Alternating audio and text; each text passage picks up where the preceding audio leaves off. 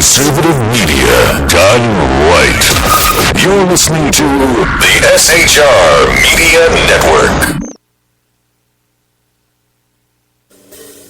The best late night conservative talk show in America, Sackheads Radio. And listen, there are no people better on the air to give you the best in conservative talk than Sackheads and the Sackhead Clan.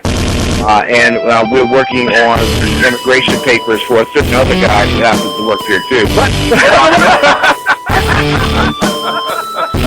for those who are tuning in around the world to the best in late night conservative talk, Sackheads Radio.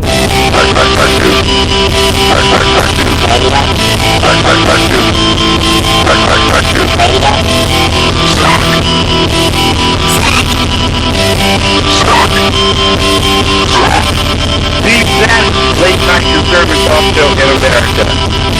In America.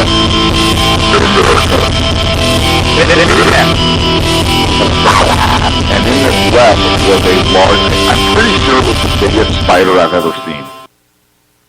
A few moments ago, I placed a wreath at the tomb of the unknown soldier. And as I stepped back and stood during the moment of silence that followed, I said a small prayer.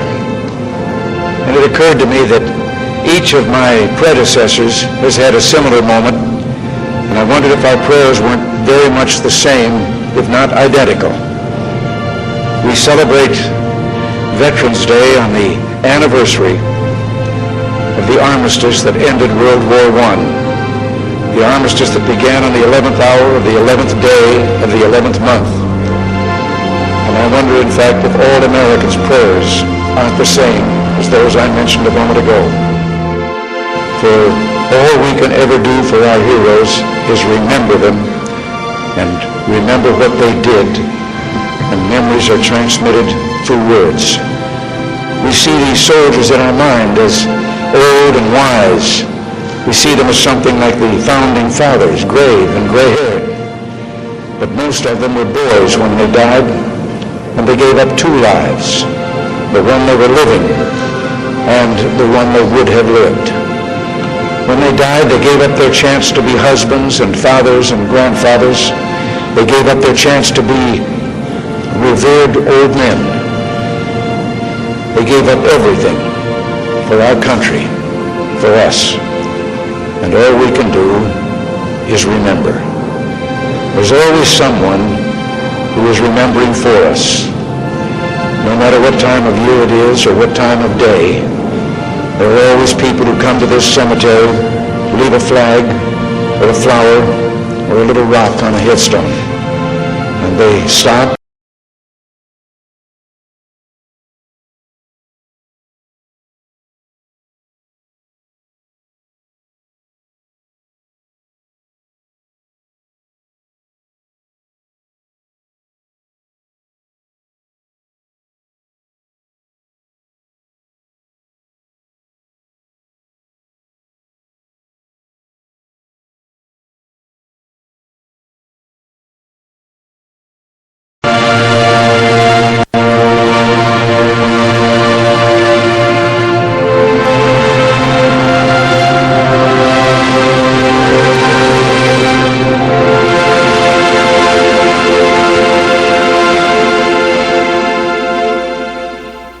Ladies and gentlemen, it is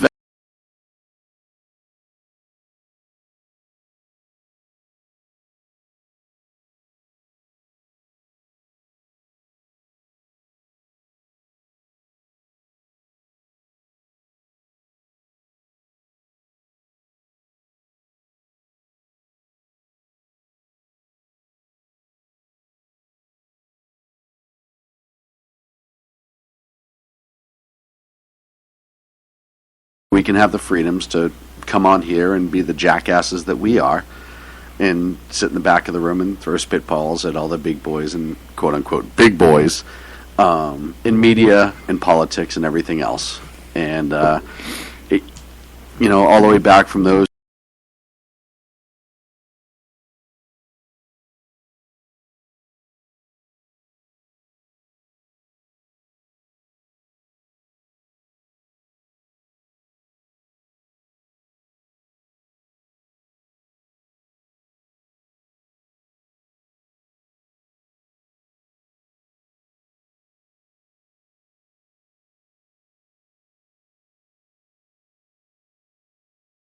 what day it was, because I've been literally all over the state.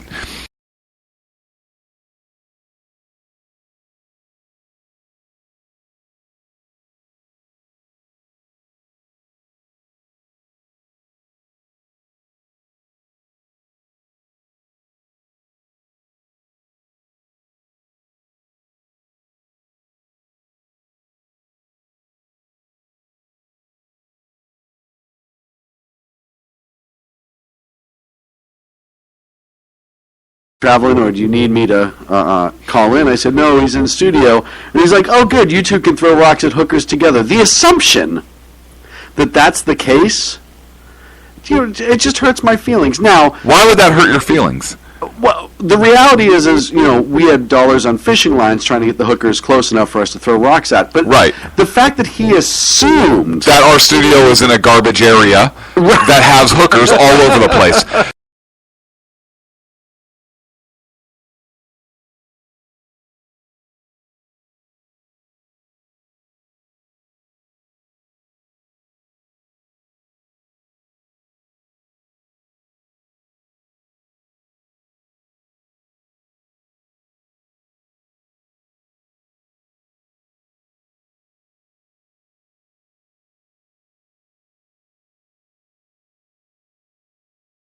Click live chat.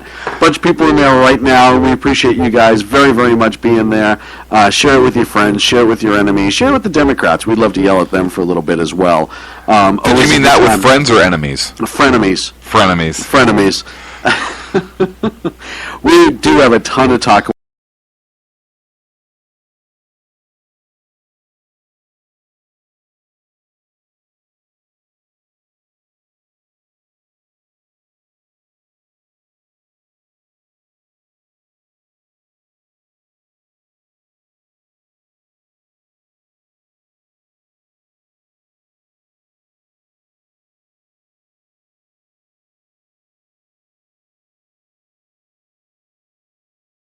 Traveling again next week, and it should be the last.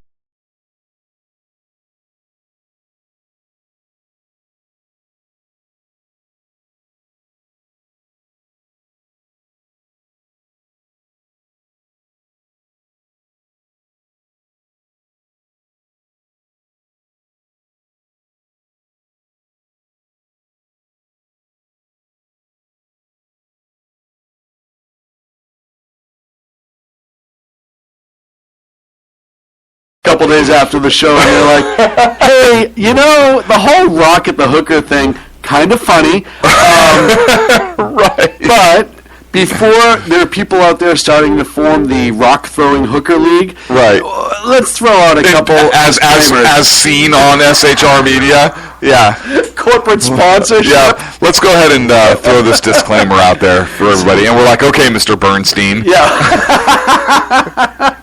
I'll throw a rock at you. You cost more than a hooker. Wait, not that I'd know. And he said, no, I don't, which was even more awkward. Yes. Speaking of hookers, I got so much positive email from that Rocks at Hookers. Just so you know. I thought for sure hate mail was pouring in. Like, I got love mail. Love mail. Yeah. Well, the Hookers Association of America hasn't got to us yet, which is weird. HAA. It's actually Hookers of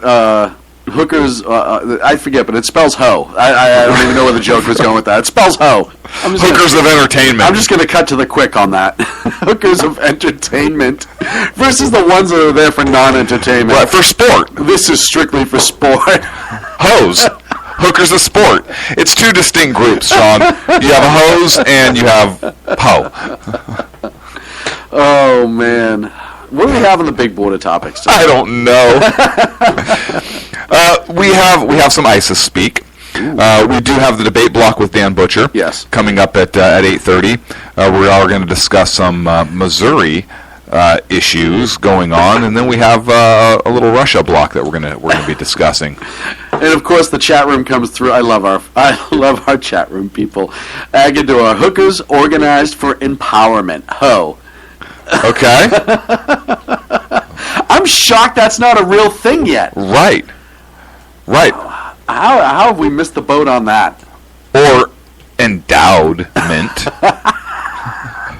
Versus endowment. Right. Oh, let's get right onto the terror block. Why? I'm having fun. I know. Why would you take my fun away? So, I didn't realize this, but ISIS has, I think they may have like an official weapon. Yes. And it's the knife. Yes. Ranged weapon attacks. No, I'm like they actually have a weapon now. Oh, that's like their thing. Well, it's kind of right? Right. Like, you thought I was being sarcastic or whatever because of all these knife attacks, but this is my surprise Sean segment. No, ISIS has like an official weapon, and it's a knife. Did you know this? It amazes me how many levels of suck they have. Yeah. Don't they have an AK-47 in their flag? No, they want the knife. They want the knife. I want the knife. They're saying they're calling on Palestinians specifically to take up the knife and to kill. It seems like in Israel they're openly encouraging stabbings. So far, it's killed 12, wounded 167 since October 1st. They're using sermons, social media, blogs, TV, radios, and so forth, and their message has been consistent that anybody can pick up a knife in order to advance their twisted view of Islam. One of the sheiks, quoting here, preached while he has a knife up during one of his speeches or sermons. He says, quote, "Restrain the victim while others attack him with axes and butcher knives." So they seem to have this where they're openly saying, hey, the knife is the way to go. It says, quote, "Do not fear what will be said about you, O men of the West Bank. Next time, attack in a group of 3, 4, or 5. Attack them in groups." Do they really say, "O men of the West Bank"? Yes, they do. Wow. That's a direct quote. Cut them into body parts. Oh. So here they're talking specifically about using edged weapons. In a completely unrelated story. In Merced, California. Let's see what else we have on here. Oh, wait a minute. In Merced, California, there was a college student that attacked others.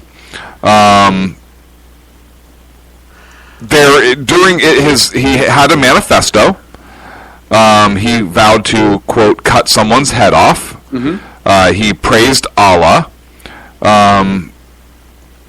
There was a two-page manifesto that he had. His name was Faisal Mohammed. Right. He was 18 years old. But just to be clear, he used a knife. ISIS-related Twitter account praised him for his bravery and his attack. Right. I think a couple weeks prior there was a call by ISIS for lone wolf attacks. Mm-hmm. He did have a photograph of the ISIS flag, that's of the jihadist flag. But this was not terror. This was not a terror strike, according to authorities. He was upset because he got kicked out of a study group. Well, this seems like a perfectly reasonable response to that. Right. Did I mention that ISIS has like a specific weapon that they were calling on people to use? That may kind of tie the... Oh, this was an unrelated story. I forgot. And you heard about it when it happened. There were witnesses that saying he was smiling. He seemed happy that while he was committing these attacks. Yeah. Law enforcement did shoot. They shot and killed him. Which stopped the attack. Can I talk about the smiling just for a quick second? Yeah. You know, a lot of times when you see any homicide videos or something like that, usually people are pretty either glazed over or very, very violent in their nature, right? When we see the CCTV cameras or whatever you get now of incidents, the fact that he was smiling as he committed his attack should tell you that he was at peace with what he was doing, which is more frightening. It's just a scary son of a bitch. You know, and I want to openly mock the Merced County Sheriff, Vern Warnke, or Wonk, or however the heck you pronounce his name. Wanker. Yeah. He says that, and I'm quoting here, he was talking about this, so there was an 8-inch hunting knife that he utilized. The sheriff said there was a gruesome statement he made about wanting to cut someone's head off. Okay. But he says that there's no evidence that Muhammad is tied to a terror group, or that he was inspired by terrorists. And here's a quote from Sheriff Warnke, so I always mispronounce that. He says, quote, "There was nothing to indicate he was doing this because of Allah, or because he was going to be rewarded with 72 virgins, or because of ties to a terror group. He appeared to be a devout Muslim on the strong side of the belief." Hang on a second. I'm sorry, but how does he hang on a second. There and let that bullshit spew from his mouth? So he's a devout Muslim, okay. On the strong side of his belief, okay. He had a picture of an ISIS flag in his possession, talked about beheading, was praised by an ISIS-related Twitter account, and made references to praise Allah while he was attacking. Well, he's on the stronger side of the belief. What do you mean there's freaking nothing there? I just pointed out a few things that are there. Maybe you want to look into it, you jackass. I equate this to like the fire department showing up to a building that's fully engulfed with flames, and they're like, we can smell something burning. We see the smoke pouring out of the roof. We haven't gone inside, but we're pretty sure there's no fire there. Now, the building is in a strong belief that it's burning. Somebody inside has a very strong belief that they're on fire. Right, and they brought out some burned material and pages. Right. But we still don't think it's really a fire. We really don't think that it's a fire. Oh, man. But see, the fire department would do that because they're fire department folks. Right. This guy's a cop. Like, I expect better from him. But the reality is, look at it. But he's not a cop. You go down to Merced and you go down to that county. What's the biggest moneymaker in that county? That school, right? The state pays a lot of money to, I was going to say agriculture and illegal immigration. Well, illegal immigration is number 2. But that school generates a lot of revenue for an otherwise not revenue-generating county. You know what I mean? So just the residents being there, what they spend off campus, et cetera, et cetera. We know the UC system is completely leftist. It is complete. This is the sheriff that said it, though. Not even the chief of some UC police department. The chief of the UC police department was actually much better spoken about all this. But there's the political pressure. That's what this is. Well, listen, we all know what it is, but we can't say it because other Muslims may get offended. Right. What about the people who he was trying to murder being offended? Right. What about the truth and the situation that came out? Why isn't the story being told as it is? Because political jackassery and leftism. Look, all I know is I am so happy the governor signed that bill that restricts CCW holders and retired law enforcement from carrying guns on school campuses, including the UC system. I am so happy because these type of attacks would never happen again there twice. When are we going to ban knives? When is it going to happen? I talked about this last week when I talked about the UC Merced incident and it first happened. When's the knife ban coming? Yeah. Well, you can't tell me in this day and age that we can't cut our meat, our steaks by other means. Sporks. Right. You can't tell me that, really. Look, I know there's lightsabers. I would love that. Right? I would love to have a lightsaber. Cut your meat some other way, or make it so tender that you can cut it with a spork. Right, crime rib. Right. Everybody eats prime rib, and you won't need a knife. You know what? Because it takes fossil fuels to manufacture utensils, and sporks are plastic. It's a green issue. We need to eat with our fingers now. Oh, on a floor too. Yes, we have. Cool. Listen, we have teeth that we can chew and bite meat. We have no need for forks. They didn't exist when we were cave persons. Right. Cave persons? When we were Cro-Magnon peoples. So, I think this is a good movement. Look, this is a movement I can get behind. Right, and I think they... Take the weapon away. Look, if there were no more knives, ISIS wouldn't have any weapons, and we would single-handedly defeat them through disarmament. Well, it's just like You're onto something. It's just like Feinstein said, right? Right. Once the person with the gun realizes everybody else has put their guns down, they will in turn put theirs down. That's how it works. Right, yeah, that's how it works. Yeah, because I'm sure every other student at the Merced campus that this individual attacked with a knife, I'm sure they had not... Oh, right. Right. Well, that blows that theory out of the water. Way out of the water. Yeah, way out of the water. You know, I wonder if he did it because he thought that other people were armed, and so it was self-defense. Mm-hmm. Oh, so he thought... It was a preemptive self-defense. Right, the day before he gets kicked out of the study group, and then that day, as soon as he walked in, they were going to attack and kill him. Right, and so he had to... I'm waiting for some lawyer to use that. They can't, he's dead. No, not in this particular case, but in other type of instances. I hope he didn't get his 72 virgins. Oh, no, he definitely didn't. I hope he was one. Have you seen the kid? Yeah, I was going to say, 71 more. What if he's one of the 72 virgins that some other jihadist gets? Some other dude gets, right? Right. What is this? I immediately regret all the decisions I've made. This is bullshit. He doesn't even look good in a dress. I mean, what the hell, man? I'd go back and do it all again. I'd definitely not do this. This is all bad, man. He's heavier than me. But I'm a virgin. Yeah, no. Get out. Oh, where's damnation when you need it? Have you seen that? Speaking of damnation, do you remember the Twilight Zone where the guy gets the girls and the gambling and he always wins? Yes. And it turns out that was hell? Right. Because he always got everything he wanted? That hell's not always a bad place, right? Everything's in the eye of the beholder, isn't it?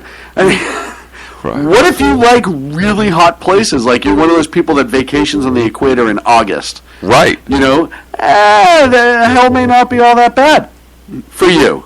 Somebody like me would be truly hell because I'm fat, but, you know...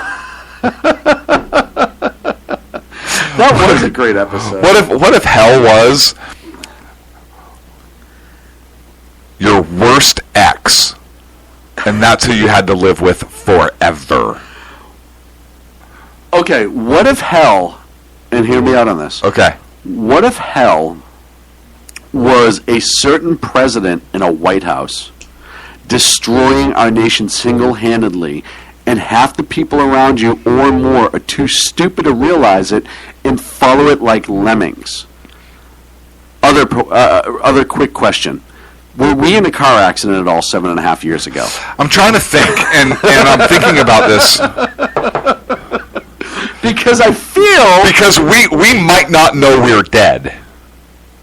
Ooh. Well, is this like a whole Sixth Sense thing? Right. Where everybody else we talk to is really dead? Is Yoda in backpack? We need to do some research. Right. Or are we between? Are we actually between? Right. I don't know. And what if our internet here in hell doesn't allow us to research their death, so we think everybody is actually alive? Which means our actions have no consequence. Well, see, I'm going to take this knife. I'm going to test this theory. I was talking about that someone the other day. I said, it was funny you brought that up. I was like, what if I am in hell? And everything that's going on around us with the Democrats and everything, what if this is it and it's never going to end? Right, ever. And it just keeps going. Look, I wasn't going to say anything to you. Every 8 years like Groundhog Day. I've known you for several years now, and I wasn't going to say anything, but you don't look like you're aging at all. I wish that was true.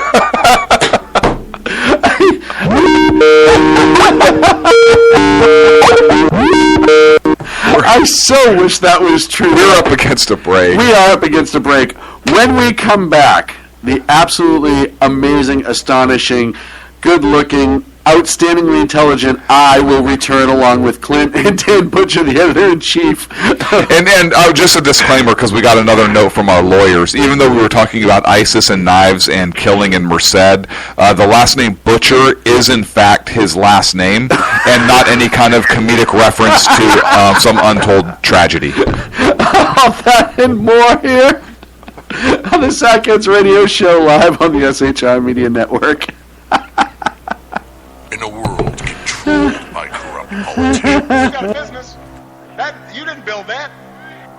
a team of ordinary men emerge from the ashes to give voice to the voiceless and hope to the hopeless. Sackhead Sean. Dude, I'm not saying half was stupid, bro. Sackhead Clint. All good friends of ours usually show up drunk. Also starring Sacco as the producer. I'm a little bit drunk, 'cause I'm drinking. They are the Sackheads Radio Show. Every Wednesday at 8 p.m. Pacific on shrmedia.com.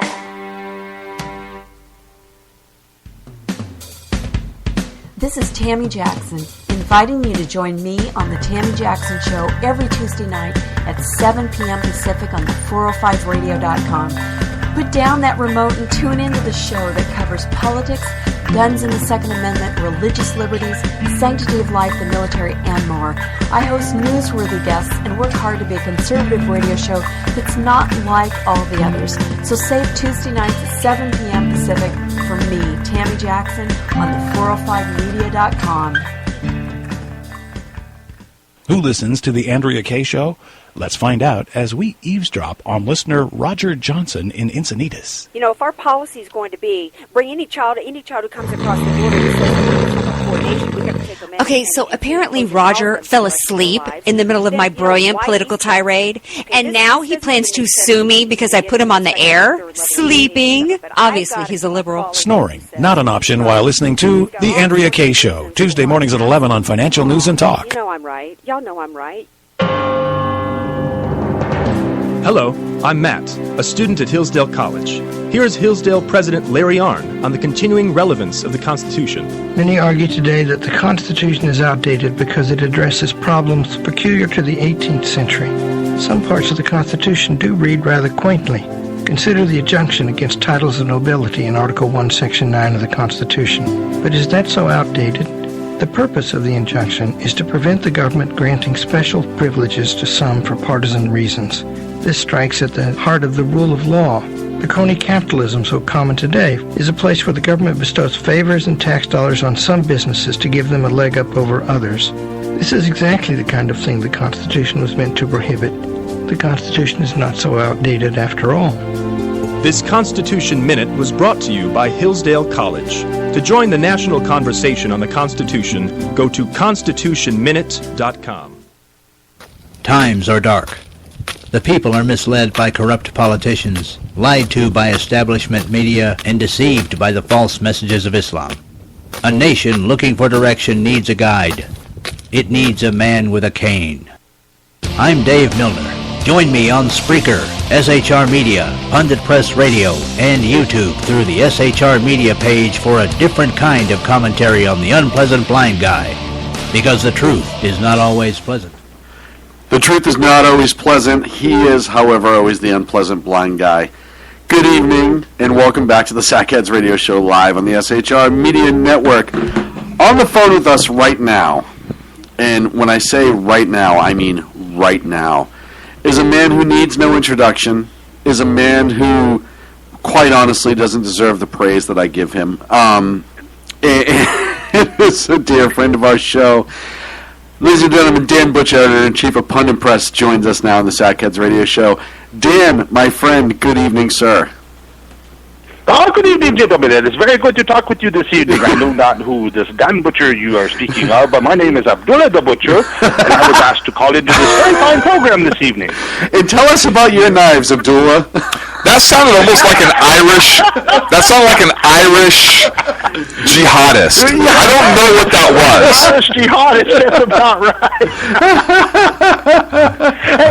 hey, you know what, guys? I got to comment on something. I want to just double check and make sure that I saw this in the chat room. I popped into the chat room earlier, and it was kind of towards the end of Jersey Joe show, and Dave had put up a post in the chat room, and I swear he said, where are the sighted women at? And so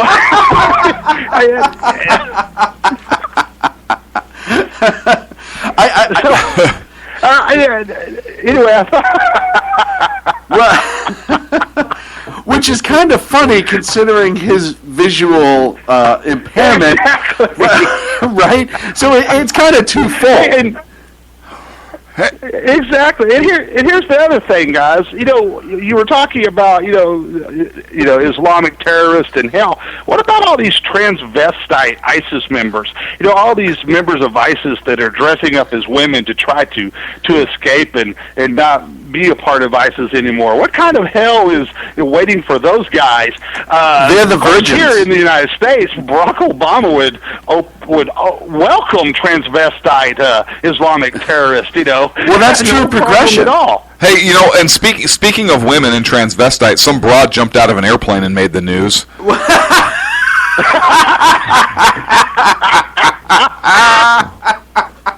Oh, look, a woman jumped out of an airplane and parachuted, carrying on a family tradition. Awesome. Why is that news? Man jumps out of an airplane, nothing. Broad does it, freaking national news. It's the war against men continues.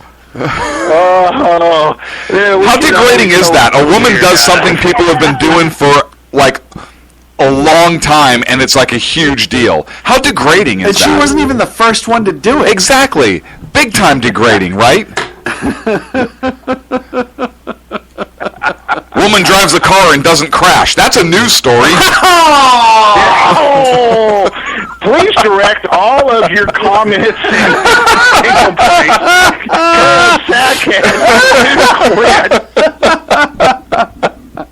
Hey, Dan, when you emailed that to me, you didn't think I'd say it, did you?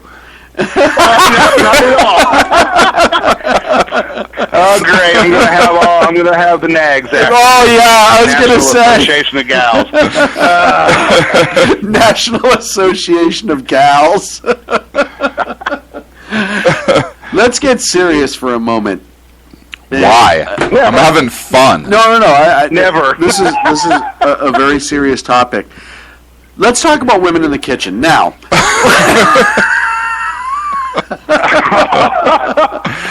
Okay, hang on. No, we're going to play a new game. We're going to play a new game. Hot or necessary? I want you guys to understand something right now. My wife is in the basement, which is right underneath where I'm at right now. Don't say anything else, because that's a perfect statement. I hear her coming up the stairs, and it's sounding like Godzilla. And so I'm out of this conversation, guys. Yes, I freely admit I'm scared of my wife. Well, I'm divorced. I have no idea why. Anyways, my wife can kick my ass. There's no doubt about it. No. And rightfully so. And she's a damn good shot from 100 yards or longer.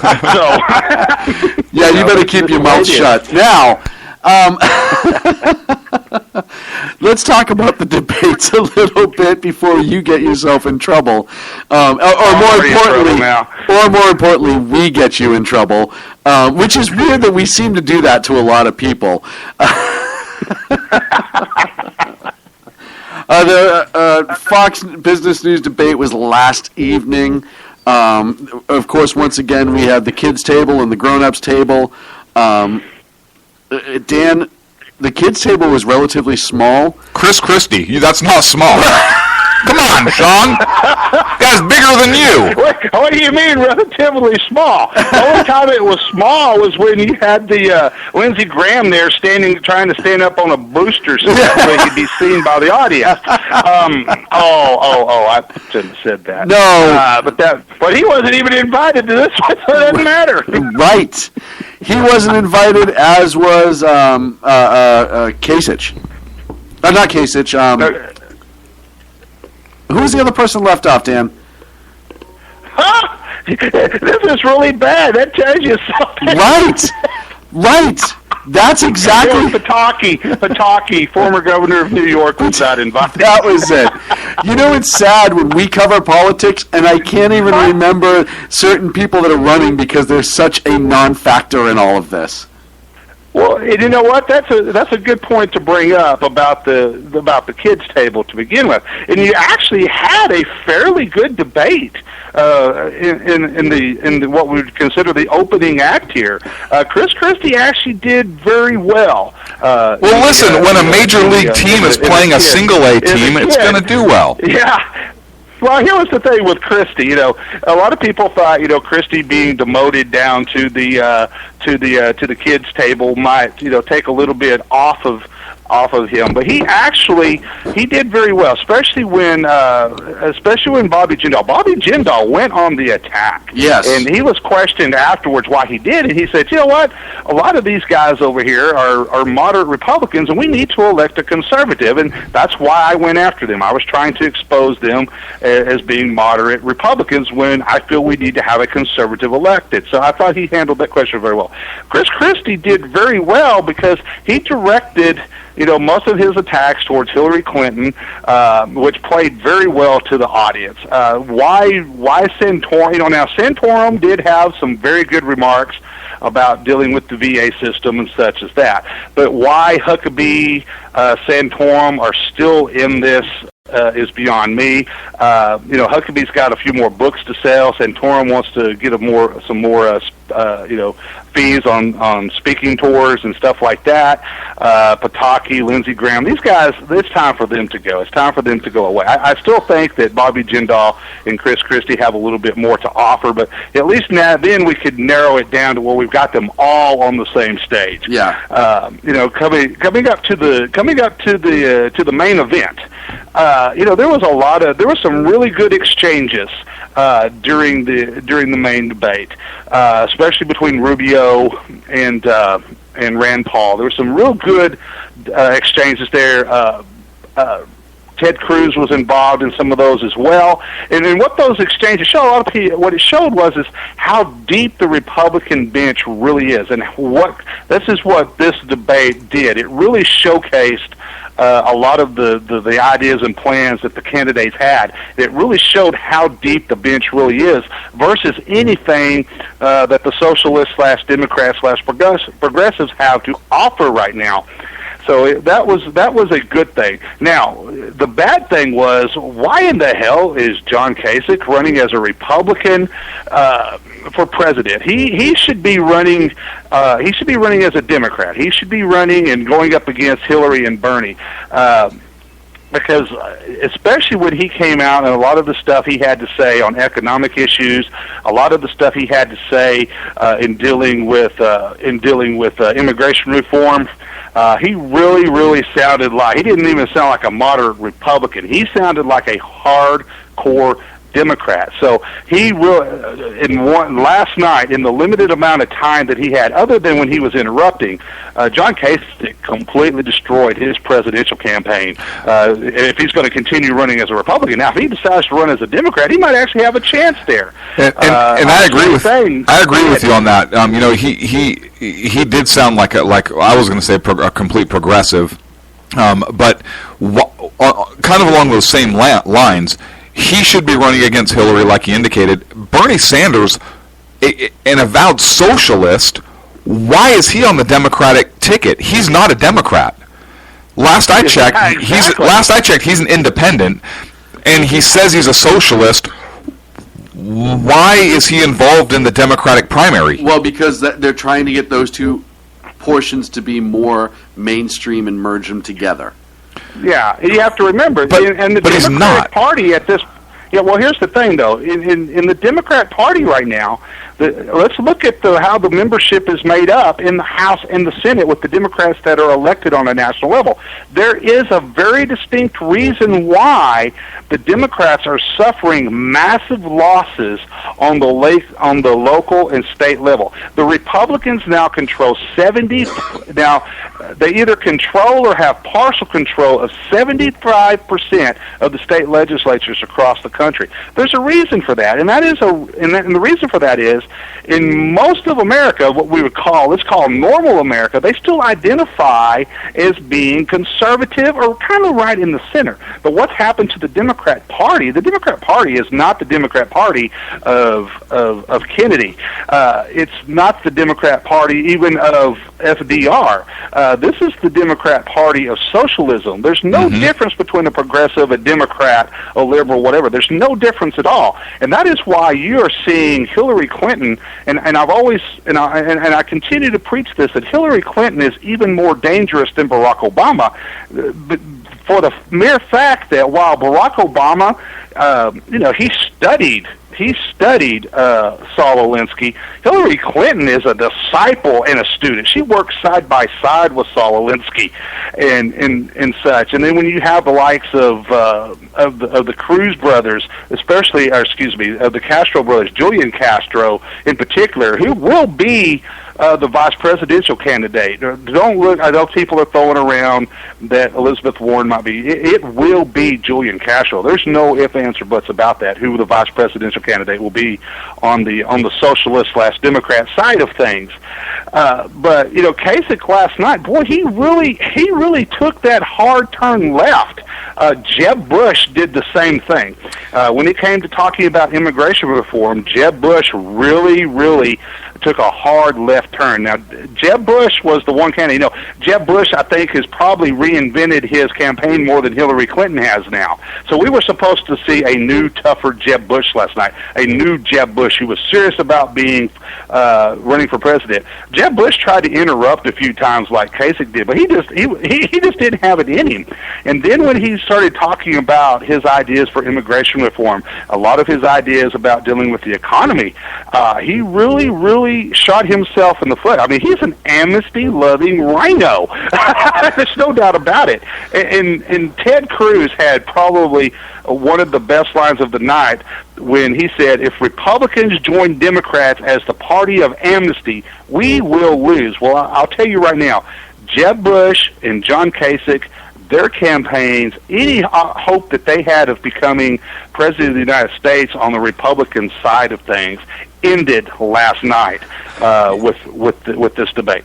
I don't think John Kasich took a turn to the left. I think his true colors showed.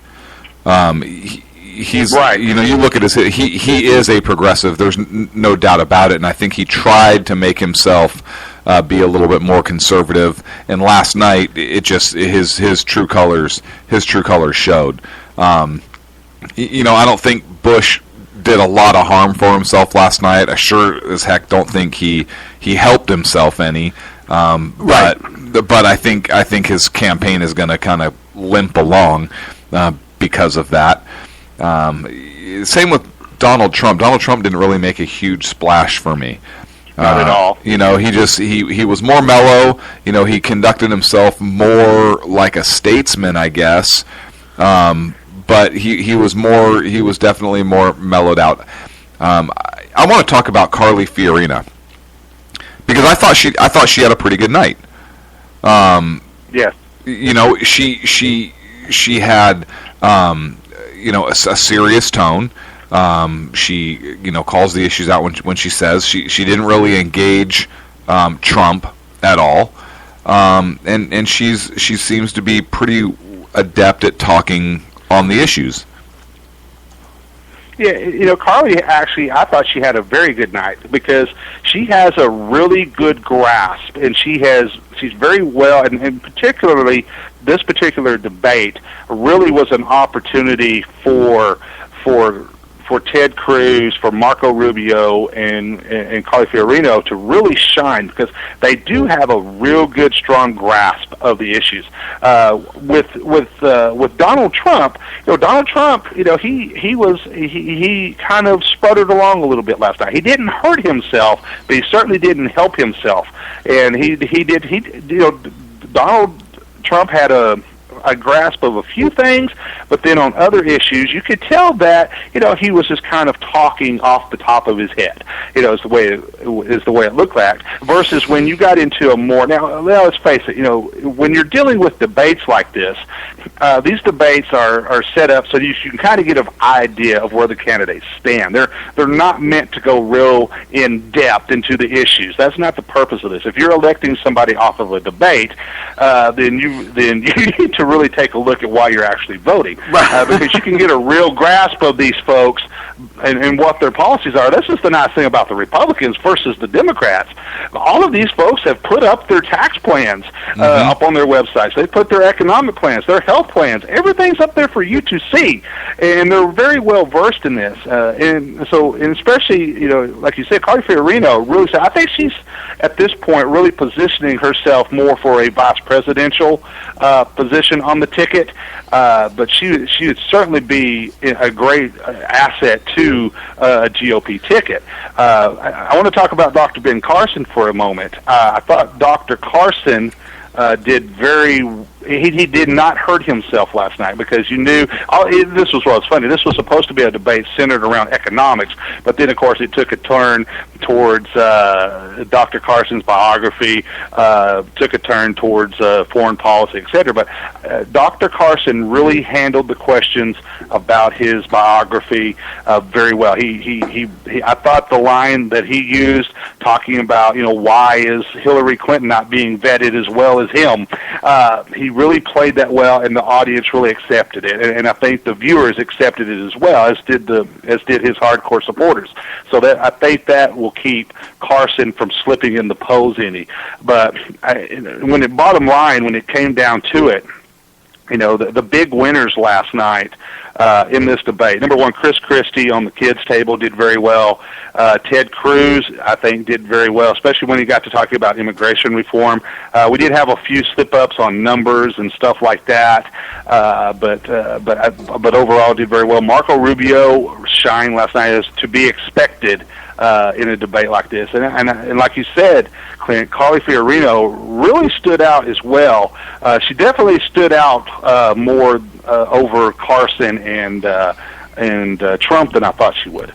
Yeah, I think she did. Overall, I think Marco Rubio had a hell of a night. Yes, he did. I really do. I mean, he was, and that little back and forth with him and Senator Rand Paul over defense spending. Oh yeah, yes. Oh yes, yeah, yes, he did. Well, here's what happened in that exchange. And I'll tell you real quick. I'm sorry to interrupt you real quick, Dan, but I like the fact that Rand Paul came out and I heard some pundits talking about, well, he's anti-military and I don't think that's the case. I think he is anti going into a deficit or going into debt in order to pay for an expanded military. And I'm not saying I agree with that point of view, but I'm saying I think that's the corner from which he was arguing from, and he made a valid point, and so did Marco Rubio, and that's why I thought I really enjoyed that exchange, because they both had valid points of view that I could identify with. Sean? Well, and it's one of those things too. For him, it's twofold. Not only does it make him look good to the anti-deficit people and the financial hawks, but to his young libertarians who are very anti-war and very come home, it kind of bolsters that stance as well, without actually having to say, hey, I want to shrink down and bring us home, and kind of cut himself away from the larger conservative herd who would prefer to have a stronger military. So, that worked for his base twofold. Now, here's the problem with the whole situation with Rand Paul. Is when the debate was over, Rand Paul made the comment, I was the most conservative candidate on the stage last night. And he can actually make that argument. But here's the problem. With the way he presented his argument, he still has the shadow of his father, Ron Paul, hanging over him. And so immediately when he got into this exchange with Marco Rubio, and they were both making their points, and I made the point to start out with, I thought these exchanges were very well. It showed how deep the bench really is, because they both made very valid points. But at the end of the exchange, Marco Rubio got the upper hand, and when he got the upper hand in exchange with Rand Paul, immediately the comparisons began on social media between Ron Paul and Rand Paul. Now, Rand Paul is far from being an isolationist. Now, his father is. Right. Rand Paul is the furthest thing from that. But at the end of the night, at the end of this exchange, that is how he was portrayed. He was not, even though Rand Paul makes the comment, because of the way I want to be a fiscal hawk on these type of things, if we're going to go to war, we better have a damn good plan and a way to pay for it. It's his mentality. But at the end of the day, because of the way his arguments come off sometimes, the comparisons to his father are very, very damaging. They're very damning to any chance he has of being the nominee. And if he has any chances of going further in this presidential election, he's going to have to find a way to separate himself from his father, to get from underneath that shadow. If not, it's going to haunt him all the way through it. That is the one thing that's going to really destroy Rand Paul's campaign, is his very own father. So, once again, those exchanges were great. It showed how the great ideas that everybody has. And I think this, when you compare it to the debacle that we had with the last debate, and the way the people came out and were saying, this debate was boring. It was da-da-da-da. Well, you know what? The moderators didn't go in trying to entice a fight. They came in, they had their questions, specific questions for each candidate. They did take a few from the web, from emails and such. But here was the thing. If there were going to be any exchanges between the candidates, like you saw between Kasich and Trump, between Trump and Bush, between Cruz and Kasich, etc., they let those happen naturally. They let the way a debate should go, and they let those flow very well. And when they did that, you had some differences of opinions, but you certainly had a great exchange between the candidates so they could showcase their ideas. And I thought that really, really strengthened the GOP field last night. I absolutely I agree with you.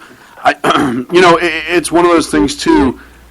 Politics is supposed to be boring in a way. Everyone who says, the debate was boring, but it's supposed to be boring, right? It's not supposed to have flair. It's not supposed to be, for lack of a better term, a shit show. It's supposed to be... Not supposed to be a tchotchkes? Exactly. You have to wear so much flair. 19 pieces of flair. It's supposed to be nuts and bolts. It's supposed to be all that stuff. And it drives me crazy when people are like, well, he's just not an interesting person, or blah, blah, blah, blah, blah. I don't care if he's an interesting person or not. It's how his brain works is what we should be considering. And if it's boring, but he's intelligent, then we should have that conversation. Here's the picture I just got. That the candidate is like the orange monster from Looney Tunes. And the American public is like Bugs Bunny being the hairdresser, right? It's such an interesting candidate with such interesting hair. That's the picture. Monsters are just the most interesting people. Well, guys, let me point this out real quick. If you compare this debate, which had a lot of substance to it, you really got to know a lot about these candidates last night. Certainly a lot more than you had gotten to know about them in the previous debates combined. Now, if you compare this to the last Democrat forum that was held, that was moderated, quote unquote, by Rachel Maddow, when she literally had all of the questions pre-fed to her by Debbie Wasserman Schultz.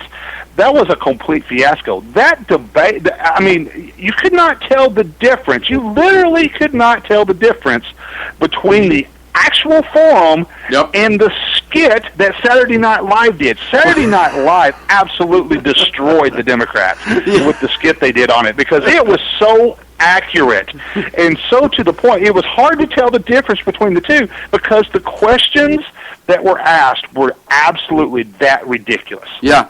No, and listen, I think anyone, and we've talked about this before, you're going to have those lemming Democrat voters, just like you have lemming Republican voters. Right. I'll be the first one to admit it. And that's why watching these debates should be important, because you should actually get to know just some of their ideas about each candidate. It lets you know just who they are a little bit, and then you should continue to research on your own. But you know as well as I do, 80%, 85% of this country is not going to do that. They are going to look at these debates as their decision makers, and the candidates know that. We've seen it more and more, especially with the Obama campaign twice, and Vice President Biden as well when he was going up against Paul Ryan the last debate in the last election. The shock value is what some of them go for, especially on the left. I mean, Bernie Sanders is a prime example. The things Bernie Sanders says, the things that he just rants about and all this other stuff, that's what gets the sound clips. And Larry David as Bernie Sanders on SNL nailed it, but sadly the reality is he also nailed it. And that's all Bernie Sanders is a talking point and, a guy who has one pair of underwear. And that's an unconfirmed report. Sean, here's the important thing to finish up your point is that going forward, I think the debate last night has set the standard for what the Republicans would like to see in their debates. So definitely the RNC needs to press the networks going forward that we want to see debates of substance. Now, is that going to happen? That's wait to be seen, because definitely the networks are going to want ratings, and of course, if they manage to entice a fight between Donald Trump and somebody else, well, that's going to get a lot of sound bites. It's going to get a lot of ratings. Versus actually focusing on the substance, getting down to the issues. Letting the candidates be able to put their ideas and thoughts out there to be able to distinguish themselves from the other candidates, etc. So the RNC's got a very uphill battle with this to ensure that this continues forward, because if they don't, you're absolutely right. It can turn into an absolute debacle for the Republicans, and let's face it, guys, the Democrats are absolute masters. We poke a lot of fun at Hillary Clinton, Bernie Sanders, and such, but the Democrats, especially the Clinton election machine, are very, very formidable when it comes to taking this and using it to their advantage. And if you think that they don't already have the sound bites lit up on whoever they're going to run against, they do. And they're watching these debates going forward. And every time there's a big skirmish, or they ask Donald Trump, Donald, who do you hate the most on the stage tonight? Right. As the opening question of a debate. Hey, Donald. Stuff like that. Donald, if you were going to punch anyone in the face tonight, who would it be? And how hard? And how hard? We're up against Rosie. Yeah. We're up against a break. We come back. We want to talk about everything that's going on in the University of Missouri, the resignation, you name it. We're going to talk about it. All that and more with the amazing Dan Butcher, editor-in-chief of Pundit Press, right here on the Sackheads Radio Show live on the SHR Media Network. Conservative media done right. You're listening to the SHR Media Network. Hey, it's Jersey Joe from Reaver of Common Sense, and we have moved to a new night and time.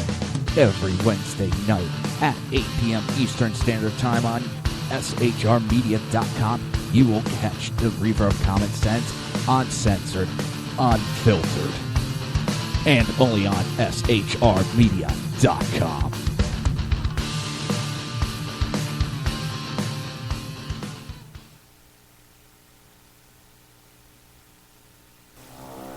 In a world controlled by corrupt politicians, You got a business.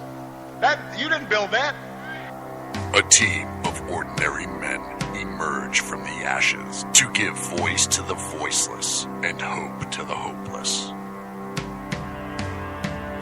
Sackhead Sean, Dude, I'm not saying cough for the stupid promo. Sackhead Clint, All good friends of ours usually show up drunk. Also starring Sacco as the producer. I'm a little bit drunk, 'cause I'm drinking. They are the Sackheads Radio Show. Every Wednesday at 8 p.m. Pacific on shrmedia.com.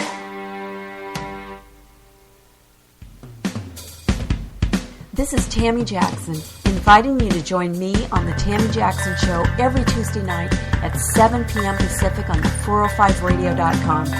Put down that remote and tune into the show that covers politics, guns and the Second Amendment, religious liberties, sanctity of life, the military, and more.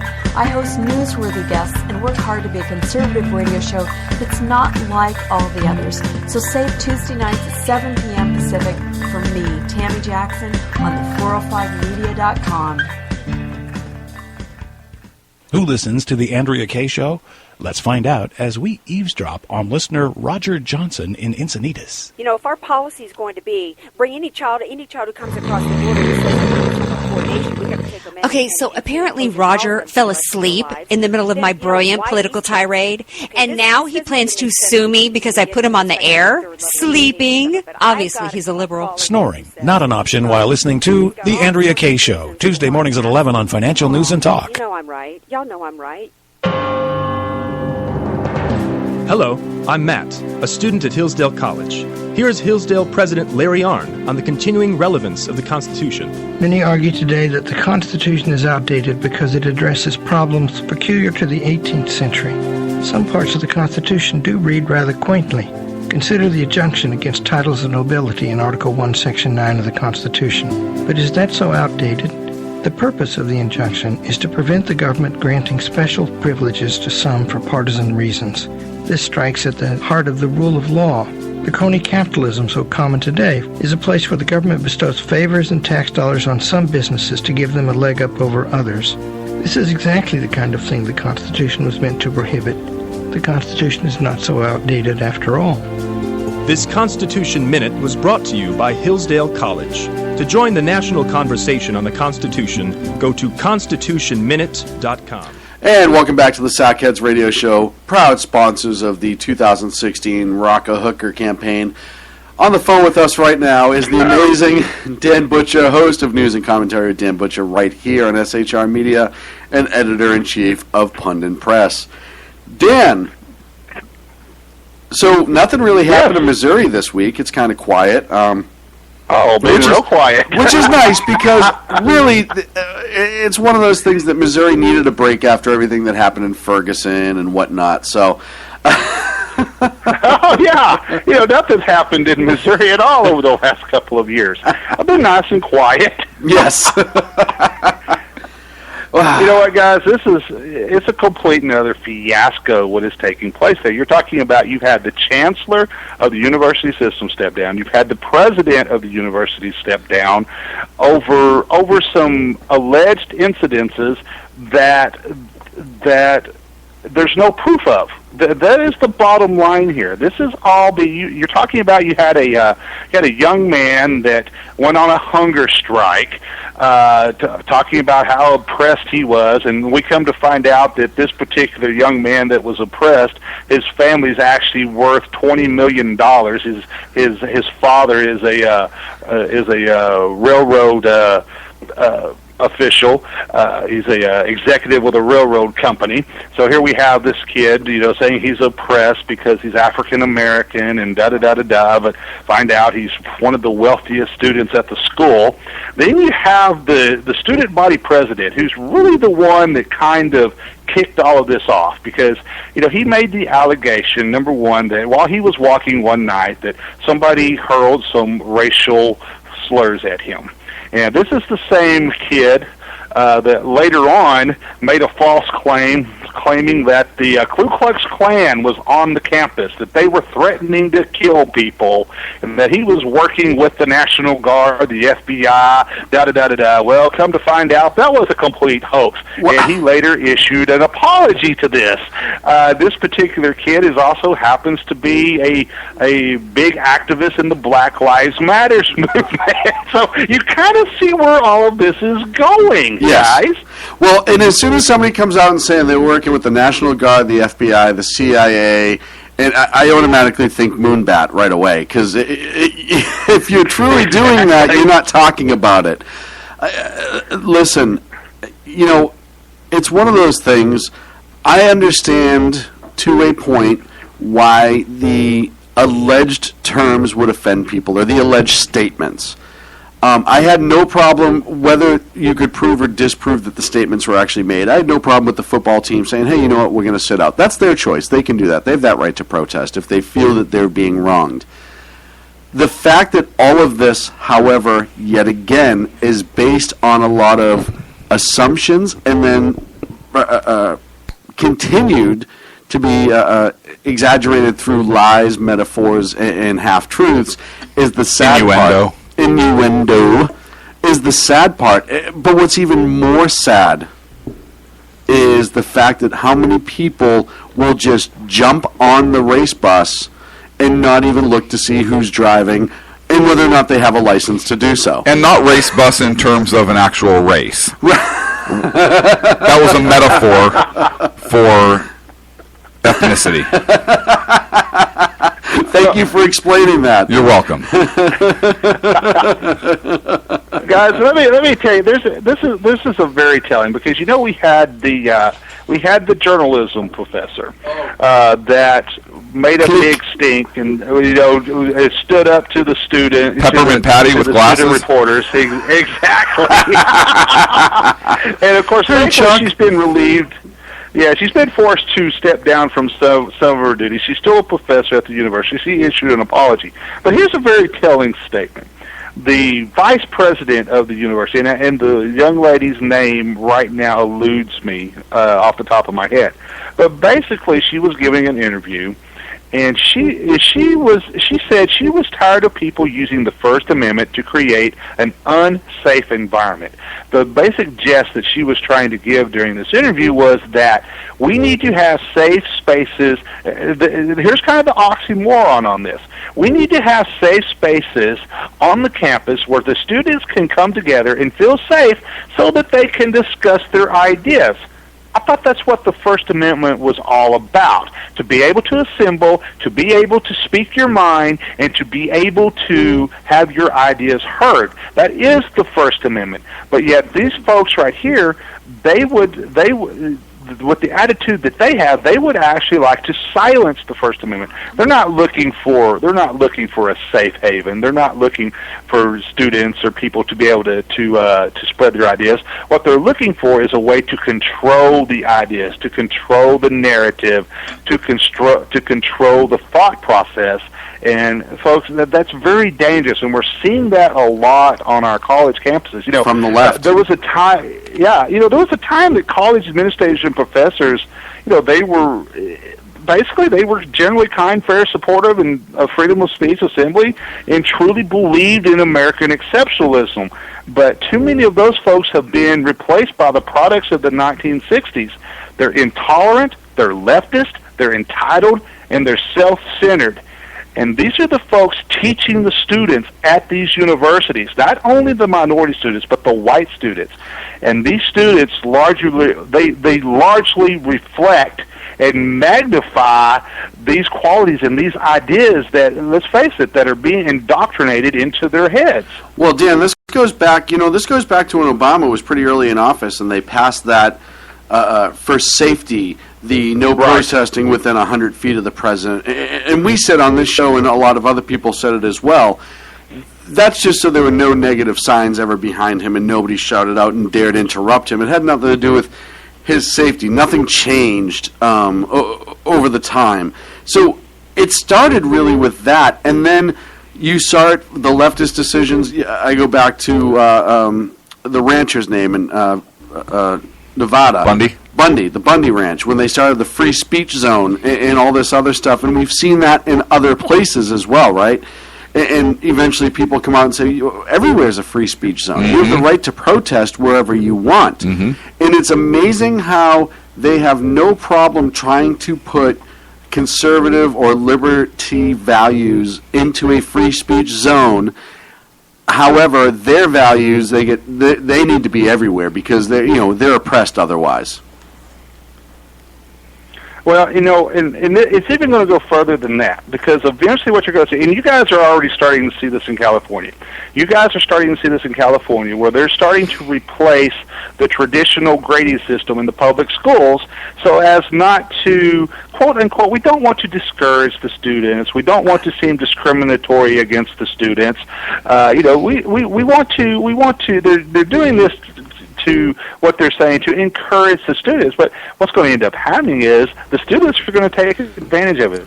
Kids are very quick to learn. They're going to take advantage of this, and they're going to learn that, hey, you know what? I don't have to even show up to school. I don't have to do a damn thing, and I'm going to pass. I'm going to get a high school diploma without ever actually having to open up a book or look at a computer or do anything. And now you're going to start to see that. And you can quote me on this. You're going to see this happening. You've already have students today at the University of Missouri campus refusing to go to classes because, quote unquote, we don't feel safe. Well, the next thing that will happen is, oh, you know what?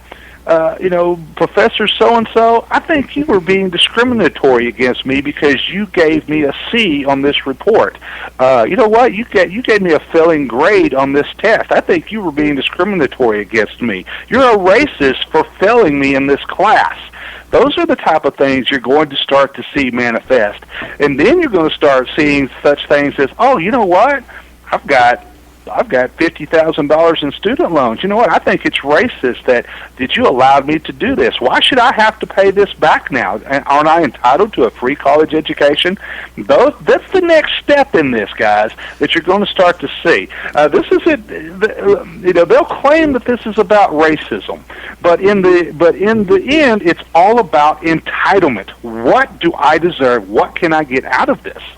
And you're already hearing this in some of the platforms, right? I mean, how many platforms have you heard on the left side where they say, college education for all, free college, free healthcare, free mobile phones, yep, and that's they're buying votes through free stuff. It's literally like giving away free stuff in a store. They're buying your vote. And speaking of Obamacare, and I've mentioned before, I have somebody who's very close to me who's a healthcare attorney in Massachusetts, and he told me that this past year, couple months, Massachusetts screwed up with Obamacare again. Shocking. Well, and this is the rub. Is it really a screw up? 280,000 people were left on benefits for the last 8 months, despite not demonstrating any eligibility for Obamacare and not having any sort of income checked. 280,000 people. Guess who those 280,000 people are probably going to vote for coming around the next election? Rubio. Yeah. But the other thing too is they're going to repeal the Cadillac tax, if you will, on Cadillac healthcare plans, and then the funding for the states that do the exchange themselves will now, that was supposed to fund 90% of it or match 90% of it. So now you're going to have that huge gap. It's going to implode, and you're going to get to a single-payer system. True socialism, once again, truly free for those who don't want to pay for it, while everybody else will have to. Mm-hmm. So once again, you see that left, it's that nudge over, it's that push over. They know exactly what they want. And, Sean, you don't see Hillary Clinton, Bernie Sanders, or anybody on the left running away from that anymore. They used to mask this. They actually embrace that we need a single-payer system. Healthcare is a right. It's not a privilege. It's a right. That is their argument. And then, of course, that manifests into college education is a right. It's not a privilege. So free college for all. So all of a sudden you start hearing free everything. Free everything. Everything is a right. It's not a privilege. You don't have to earn nothing. It's a right. You should have this. You should be guaranteed this. And that comes back to everything. When you start to see whether you're discussing the racism narrative, Now, granted, you see people such as Al Sharpton, Jesse Jackson, and I will say Barack Obama as well, are very, very much capitalistic when it comes to making a buck off of racism. Oh, yeah. But when you hear them talking about racism, when you start hearing them talk about global warming, when you start hearing about wealth redistribution, always follow the money, because it all comes back to follow the money. It all comes back to entitlements, guarantees for everybody. And the bottom line is, the more crap that they can guarantee for their voting base, the hopes that they have of maintaining power or regaining power. And, thankfully, that narrative is not playing out very well on the state level, as I mentioned before, with the Republicans controlling or having partial control of 75% of the state legislatures. A lot of the people have woken up to this nonsense and said, hey, wait a minute, we got to put the brakes on this. But nationally, where once again you have, the national politics are controlled by not even states, but large urban population centers, whether it be New York City, whether it be Los Angeles, etc., those narratives play into these liberal progressive strongholds where they have such a strong base and are able to control the electoral college, able to carry those particular states in the electoral process. If they continue promising all this free stuff and can guarantee it's a right, you don't have to work for this, you should be guaranteed this. Another facet of that is those things not only guarantee their political power through votes, but it also guarantees the power of the government over the people. Bingo. Yes. Because you now have not just a voting block, but you now have the government in control of really all aspects of life. So the government's paying for college. You know what? We think we're paying for your college because it's a right, but we think you need to study engineering. We think you need to study... We'll pay for it if you do this. Yes. So we're going to tell you what your major is, and that's the field that you're going to go into based upon your test scores, because we've been keeping track of you through Common Core and all your national standardized tests and so forth. We've been keeping track, so we think that you're best suited for this. Yeah, and Gus, when it comes down to it, what is the ultimate goal? What is the ultimate thing that the progressive movement looks to accomplish? What is it? It's the same thing. That's why you can lump progressivism, communism, Marxism, socialism, being a Democrat today, all in one big lump, all in one big. There's no separating. The ultimate goal is centralized control over everything. Centralized control over your life, your education, your health care, your money, your jobs, everything. That's the ultimate utopia dream of every progressive, socialist, communist, Marxist out there, is centralized control over every aspect of your life. You know what? We know better than you do on what to do for your life. We know better. We know how to raise your children better than you do. We know how to educate your children better than you do. We know what's good for you as far as your health care. We should be able to tell you what to eat. You're already seeing that with Michelle Obama's healthy food initiative in the public schools that is actually costing millions of dollars per day in wasted food because the kids won't eat the crap, won't eat the cardboard. But once again, that's the whole idea behind this, is centralized control of every aspect of your life, guys. And once again, that's not a conspiracy theory. We have seen it over and over again in history that this has been attempted. And so it's something we need to be very mindful, as we're vetting our candidates on the right versus all of the candidates on the left. We need to be very mindful of the ultimate goal and how important the 2016 presidential election really is. Do you want a Marxist, a communist, a socialist as the next president of the United States? Or do you want a capitalist that believes in free markets, that believes in actual freedom of the press, freedom of religion, freedom to live your life as you see fit? That's basically what it boils down to, guys. And you could trace a lot of this progressiveness really back to Woodrow Wilson, where along the education lines, he talked about making the young gentlemen of the rising generation as unlike their fathers as possible. And you do that through education. You do that through education to get that fundamental shift in American thought. It's accepted that this is an entitlement, this is your right, as opposed to, no, you have to work hard, you have to earn it, it's not a right, this is something you have to earn, it's a privilege. And so you could trace it all the way back to like I said, Woodrow Wilson, and we're starting to see a lot of that come into fruition today, particularly in the public school system and the university systems. Well, and when you look at the left, we know that their plan, it's not a short-term, hey, we're going to show up and start socialism tomorrow, right? It's a 100-year plan, and it's been slowly nicked away, little by little, for 100 years. And now we're starting to see the fruit of the labor, if you will. We're a step away from a single-player system and socialized medicine, free college education, and the government's going to now essentially control your education from kindergarten right through college. Listen, they've already taken over all the journalism outlets. They've taken over most of the journalism schools, right? Look at Click. Look at the girl out of North Texas. All these other things. What you can and can't eat. Listen, they're telling restaurants what their fat content is allowed. You have cities like New York with the soda tax and this, that, and the other thing. They've pushed you away from free decisions through taxation. Like tobacco. Like tobacco and alcohol and all the other fun stuff that I like to do. I get taxed more, which I'm okay if we were in a luxury sales tax system, but the fact that I pay my taxes on top of it and then certain things are allowed to be taxed to no end is ridiculous. So their 100-year plan is really starting to come together, and sadly, if you say that in open forum, people call you a lunatic and a conspiracy theorist. Go put on your aluminum hat. By the way, I have two.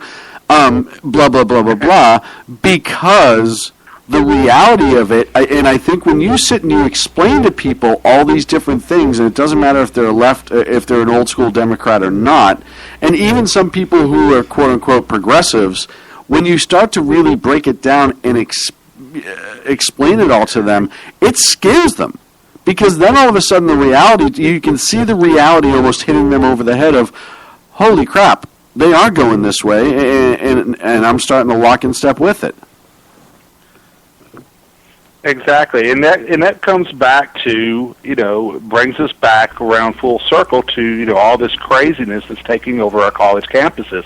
What you're starting to see come to, what you saw happen at Yale University, and now what you're seeing where the students actually stood up to stop a free speech event, and now you're seeing all the nonsense that's taking place at the University of Missouri as well. That there's a reason why that Hillary Clinton is very popular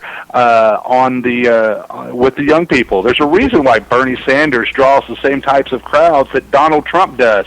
That Bernie Sanders is doing it on college campuses with the young. But on the flip side of that, there is one good thing about having the likes of Donald Trump and Dr. Ben Carson in this election, because people are fed up with the career candidates. They're fed up with some of this, and like I was talking to you before, a lot of folks on the state level have wisened up to this and said, "Ooh, let's put the brakes on this." So on the flip side, it's also very heartening and very positive that a lot of the young people are flocking to Donald Trump. A lot of the young people are flocking to Dr. Ben Carson because they are seeing particularly these two candidates. And you could probably say the same thing for Rubio and Ted Cruz as well. But they're seeing these as the alternatives to Bernie Sanders and Hillary Clinton. They're starting to say, hey, you know what? We're seeing, somebody's got to pay for this. Somebody's got to pay for all of this free stuff. And so the smart ones that are realizing, hey, I'm going to have to pay for all of this, you're starting to see them grasp the Republican message, the conservative message.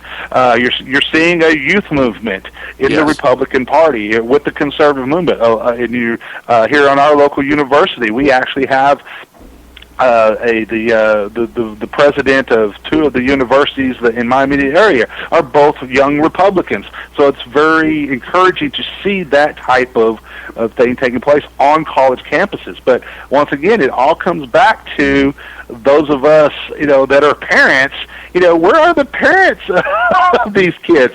I think they're lock and step with them. They're saying, hey, what can I get for free? What will you owe me for something? Society owes me this.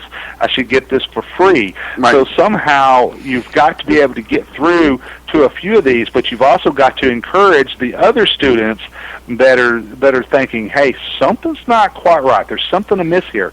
We've got to encourage these folks, these young people, and show them the light and say, hey, guess what, guys? You're going to be the one paying for all of this free stuff for all of these other folks right here. Well, and then they become conservatives. Right. And what you see with all these other kids now is they are the second generation after LBJ did what he could to take fathers out of a lot of homes.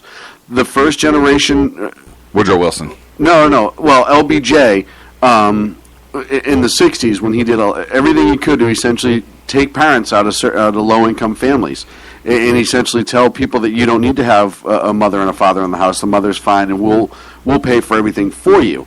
The first generation tried it out, and this generation's starting to perfect the government paying for all, and that should be okay. Exactly. Well, guys, we are up against. That's perfect timing because we're up against a break. It's funny how that works.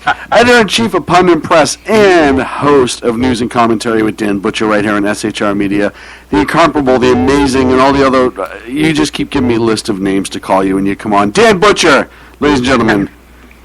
Dan, thank you, sir. Hey, thanks, Dan. Thanks a lot, guys. We will be back right after this break here on the Sackheads Radio Show live on the SHR Media Network. Conservative media done right. You're listening to the SHR Media Network. Times are dark. The people are misled by corrupt politicians, lied to by establishment media, and deceived by the false messages of Islam. A nation looking for direction needs a guide. It needs a man with a cane. I'm Dave Milner. Join me on Spreaker, SHR Media, Pundit Press Radio, and YouTube through the SHR Media page for a different kind of commentary on the unpleasant blind guy. Because the truth is not always pleasant.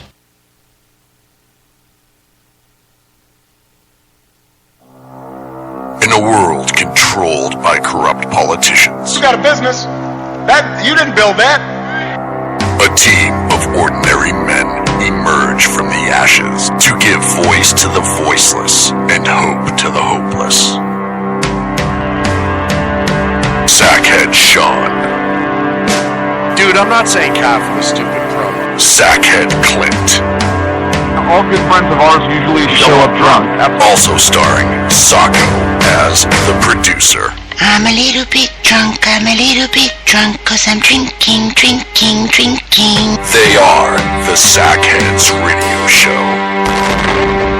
Every Wednesday at 8 p.m. Pacific on shrmedia.com.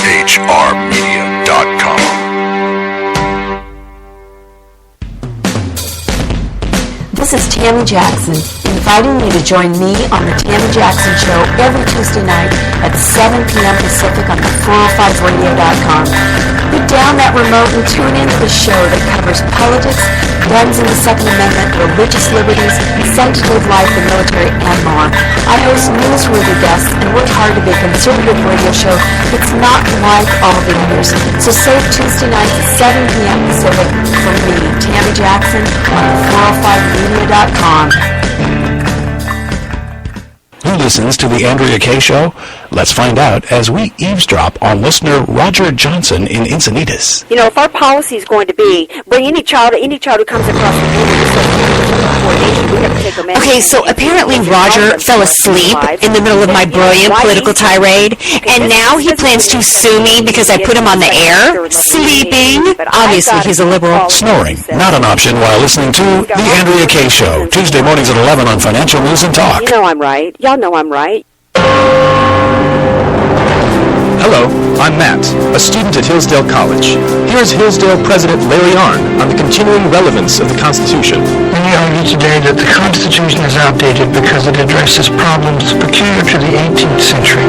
Some parts of the Constitution do read rather quaintly.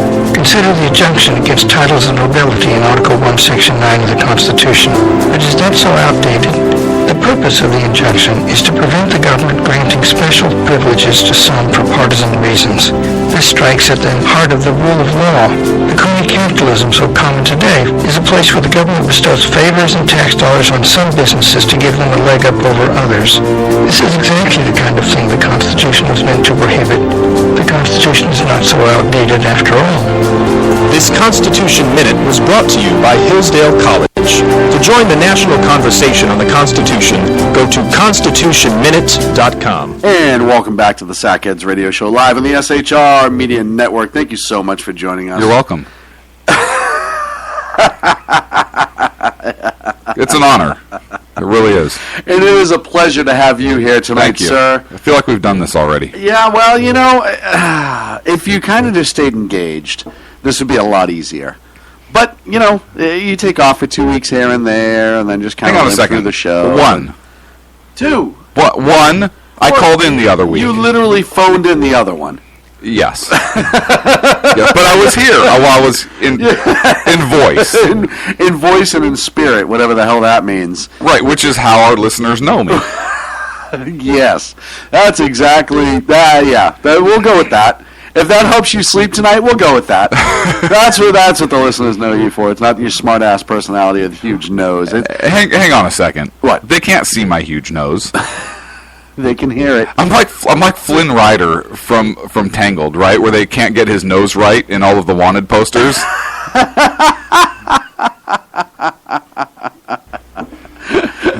But just a verbal version that paints these inaccurate pictures, like those inaccurate wanted posters.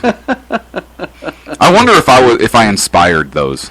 Well, you know, it's funny. It really should be that part of the story should be. You know, we talk about like where Lucas got the idea for the AT-AT walkers and all that other stuff. I wonder if a Pixar and or Disney writer knew you. Or listened to the show. Or listens to the show. And says, we have all these different ideas in our head about what his nose is like.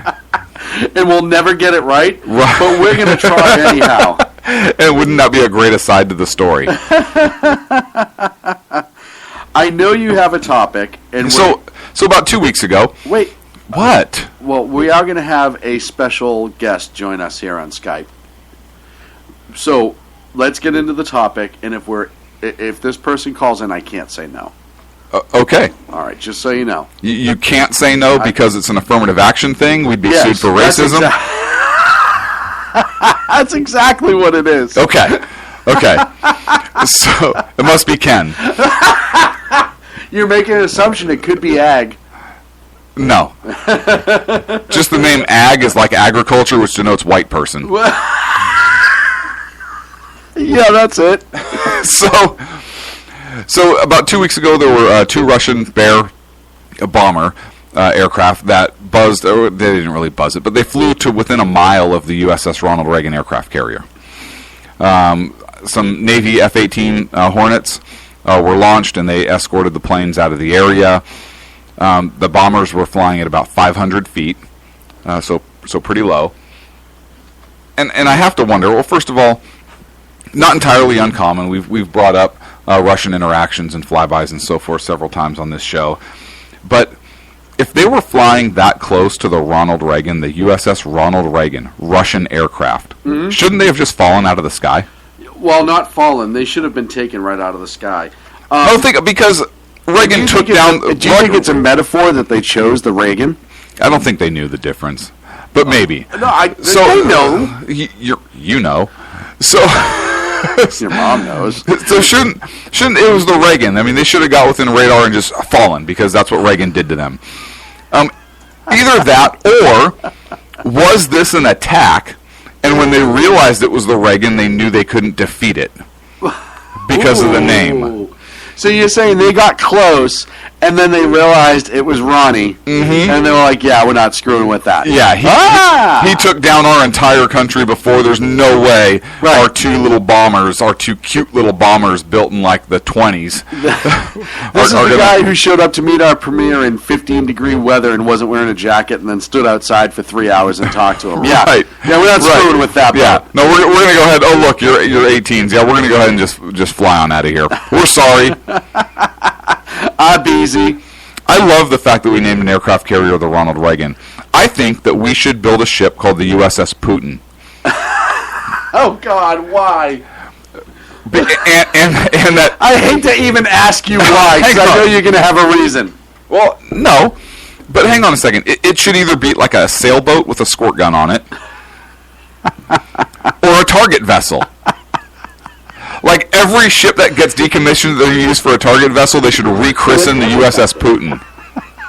Like every ship that gets decommissioned. I think that's a brilliant idea. It is, right? Like we should just have a whole fleet of ships that are decommissioned. That should be decommissioned with some dictator, right? Like keep doing it. Yeah, the USS Assad. Yeah. The USS Lil Kim. Right. Hello. The USS Castro. And speaking of a man who happens to love my Little Kim impression, and a dear friend of the show who hasn't visited us in a long time, and that's because you are such a racist. That's why. It's because you are such a racist. It took all of 57 seconds of the phone call. He hasn't even got a word in edgewise. Ladies and gentlemen, the exceptional conservatives, Ken McClinton joins us now. Good evening, young man. Where the white women at? All over Fresno. They're just walking around dodging rocks. No, because I'm not there I anymore. went to Missouri. I couldn't find a white woman nowhere on the campus.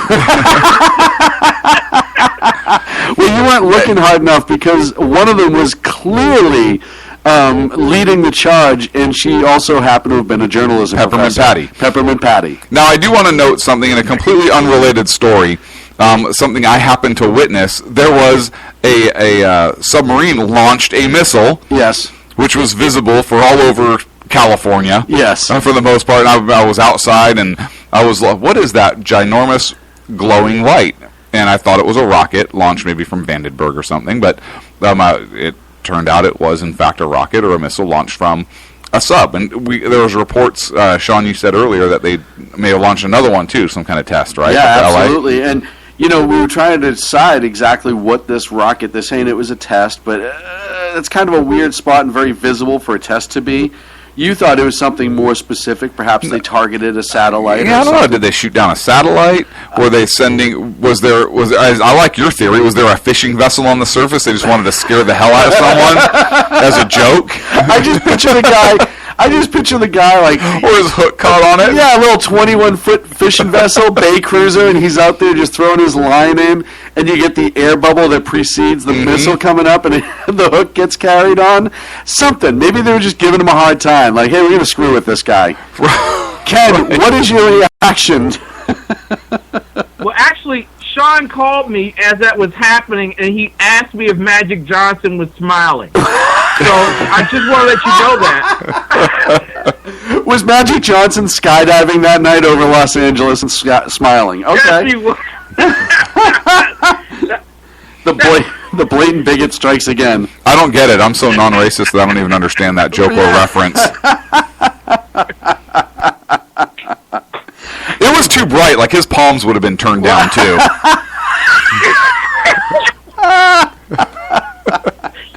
Oh. I'm quite certain it was over San Francisco, so I'm quite certain everyone stepped outside with their red wine and was like, "Oh my God! Look at that big light in the sky! It's just flaming across! Oh my God! I just think that's the last parade."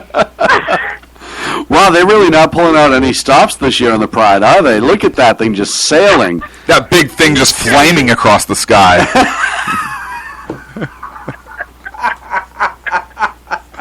Do you see that, Reginald? That Socko out so he can see it. Where's that Wookiee we got? Such a bear. Where's the new burly guy? Oh, you just gotta comb your hair just a little bit before you go outside.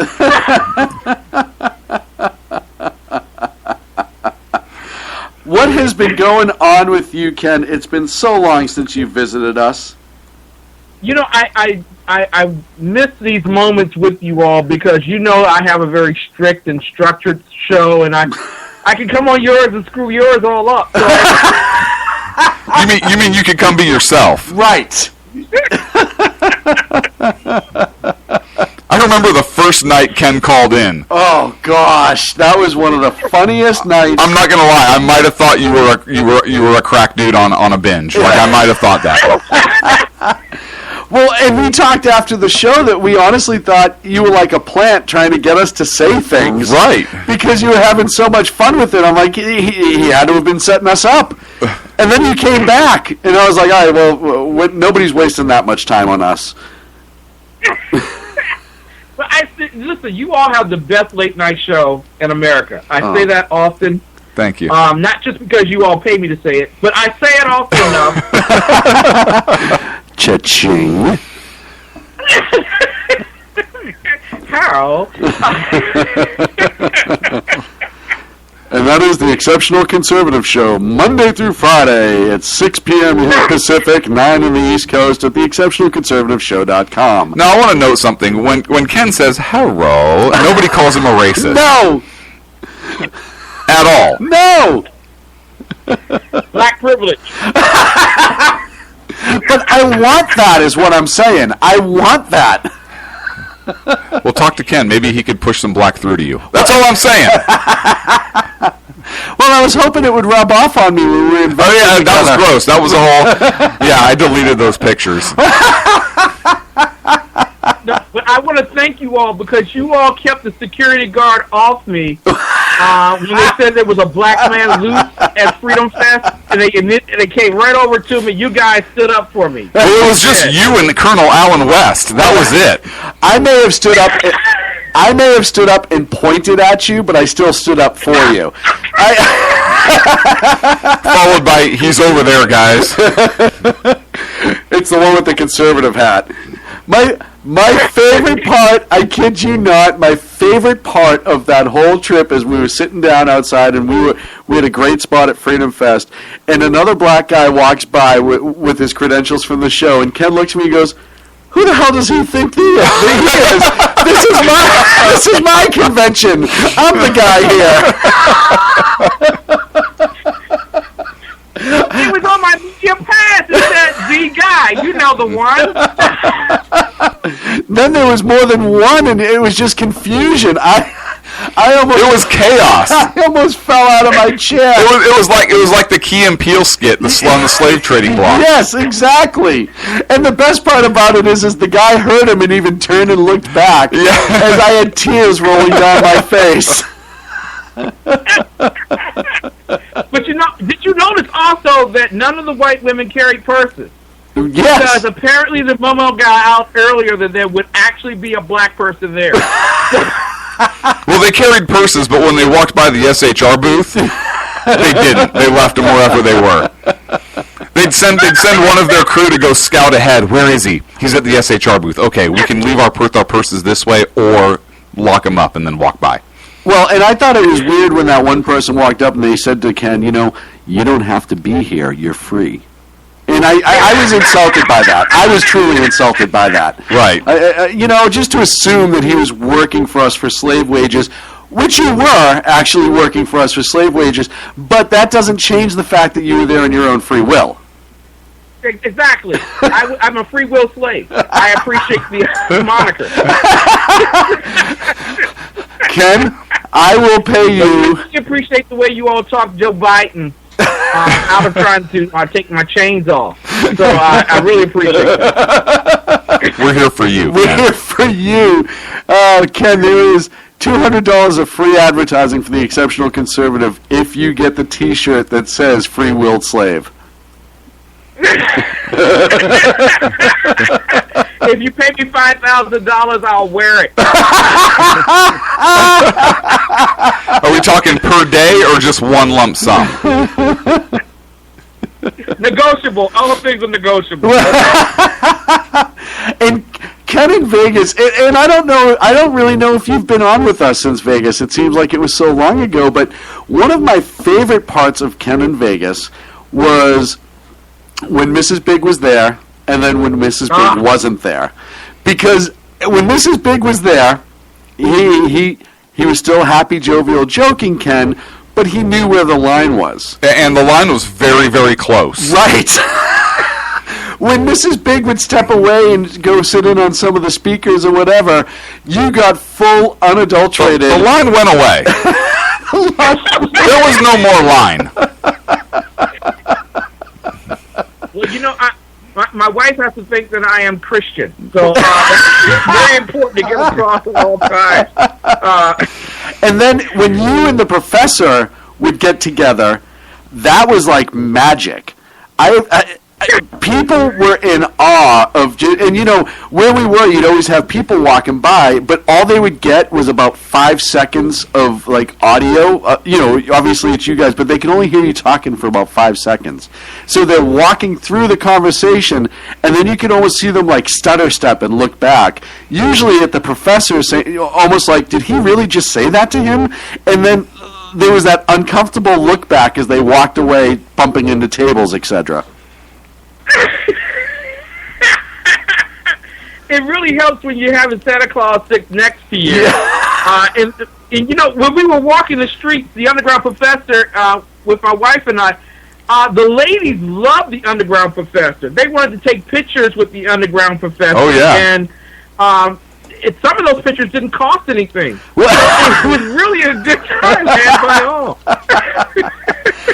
He is, and if you haven't listened to the Underground Professor show, it's on SHR Media. You absolutely have to check it out. But the Underground Professor, first of all, is such a sweet guy in all reality. I mean, he has to be one of the sweetest. Heart of gold. Oh, my goodness. Is he? But he also has to be one of the funniest sons of bitches I've ever met in my life. There was not a moment that he would not have us in stitches, even on the air, which was the funniest part of him trying to get us, and not that we don't laugh when we're on the air, but he was not trying per se, but he would constantly be doing things, and like people would walk by and he would just randomly grab people and start conversations, and they were just amazed by him. It was almost like a controlled Tourette's.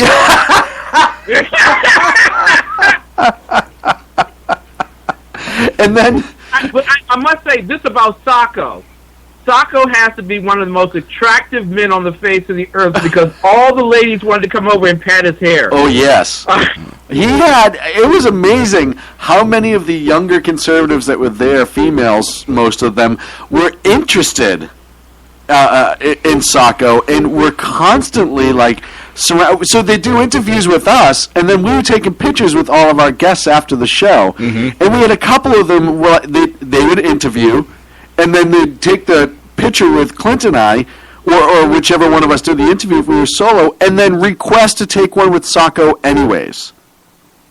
And it was bizarre. I'm not going to lie. It was bizarre. To the point where Sean even said, he's not one of the on-air personalities. Oh, I tell you, Sacco is a babe magnet. Loved it. Loved it. Well, that's because they get caught in his hair as they walk by and they can't get out. It's not so much a magnet as like a spider web. Yeah. Just woven with his body hair. And he casts that net out. Have you ever seen the emergency nets they have on aircraft carriers? Yes. It's kind of like that. And he deploys it at will. And I don't even know why he was trying to catch Will, but apparently he was. Yeah. Listen, I so enjoyed being there and also having my 13 Hours book autographed. Yes. Yeah. Not only by Mr. Toronto himself, Mr. Toronto himself, but also by the amazing Alan West. Yes. So there you go. That was a wonderful, wonderful experience. That was lightning in a bottle. 30 minutes. That was a wonderful interview. We couldn't have gotten any more lucky at that exact moment that Lieutenant Colonel West was walking by as Chris was talking to us. And then, to watch the people watch them, because we just kind of got out of the way. We're like, I have nothing to add to this conversation whatsoever. So we stepped back and just let them go. But on top of that, the amount of people who all of a sudden surrounded and were just enamored with both of them was amazing, and it really shows you just how awesome they are as individuals. And then it translated to us. They were like, well, how do these two goons get these two amazing guests? When somebody from Breitbart asks you, like, how did you book them both at the same time? Yes. And literally all I said was, ain't no thing, and walked away. As I laughed and turned my back on them. Yeah, it was amazing. I said, you apparently don't have any idea how big SHR is. Right. We don't either, apparently, but you surely don't. We have an inkling now. It was truly magic. I have a question for Ken. Okay. Ken, are you going to the RNC? To the 2016. Cleveland? Yeah. Yeah, I do plan on going to Cleveland. I do plan on going to Texas for the Texas Convention. I do plan on going to Freedom Fest. And we're all staying at Dan's house in Texas. South Carolina in CPAC. So I do plan on going to all of those activities throughout the course of the year because it's essential that I'm there, number one, to hold the conservative flag up when so many moderates would love to take it from me. And secondly, you got to have at least 3 blacks for any national convention. Yeah, but now with Ben Carson going to all of those, that almost edges you out, right? Well, no. You need 3 in the audience. You need 1 on the right, 1 on the left, 1 in the middle, and then Alan West, up there on the stage for Doc Carson. Yeah. Okay. Yeah, that's pretty much, yeah. All right. Hey, just so you know, when we all, for the Texas State Convention, which is one of the big previews to the RNC and CPAC, we're all staying at Dan Butcher's house. So, and there are so many people already there, he won't even notice. No, he won't notice at all. He might call the cops on you. The police will notice because there's a black guy in the neighborhood, and he says he's not Trayvon Martin. You know what I'm saying?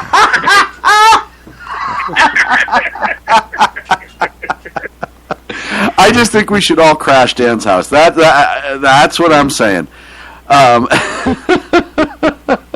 He's got room. He's got kids, so he's got to have some room. We can all sleep on the porch. It wouldn't be the first time we've been relegated outside. Well, I never have a problem in any major city that I stay in, whether it's Dallas or Chicago or, Cleveland. I don't have a major problem, simply because I can always live in the hood. I always look like somebody's family member. And they don't even know half the time. You just show up and you're like, oh no. Remember me?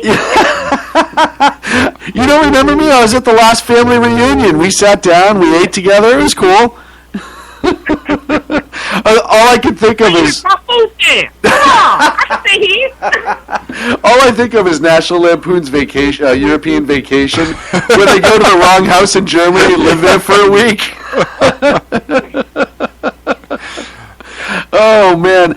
Ken, we're getting close to wrapping the show. What do you got coming up this week on the Exceptional Conservative Show?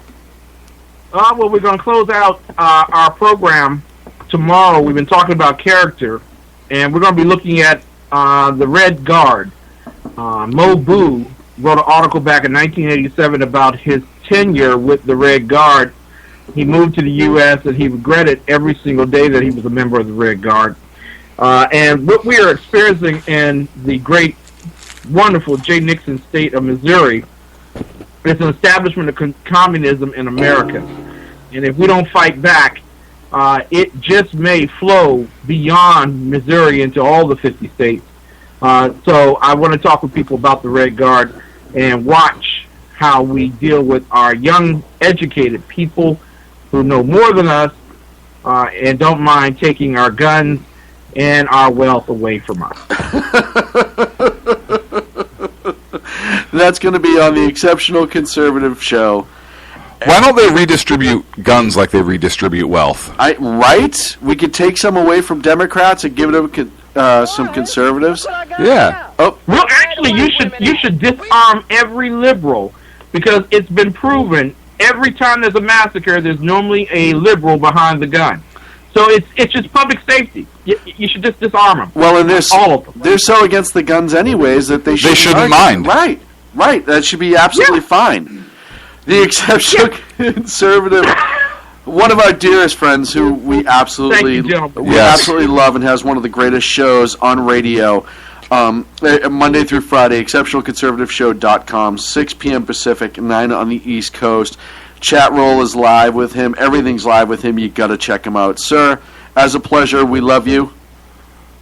We love you. Love you, Ken. You take care, brother. God bless. Hey, you tell. And I meant brother like a blood thing, not like a racial thing. Oh, now it all comes out. Well, I had to clarify because you're such a bigot that I didn't want him taking my words the wrong way. Folks, that's it for the Sackheads Radio Show this evening on the 11th of November, 2015. Join us next week at 8 p.m. Pacific, 11 on the East Coast. Make sure you check out all the great SHR Media shows and our affiliates.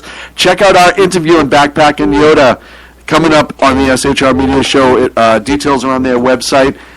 Thank you, and have a great rest of your week. The best late-night conservative talk show in America.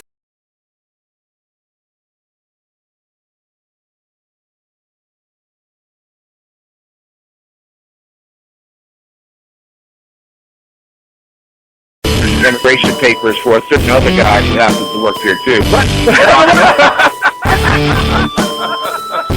For those who are tuning in around the world to the best in late night conservative talk, Sackheads Radio.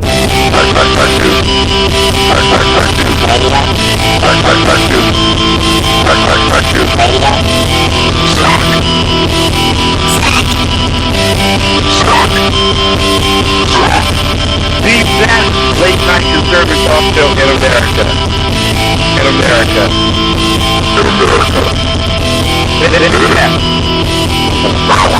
And in this web was a large, I'm pretty sure it was the biggest spider I've ever seen.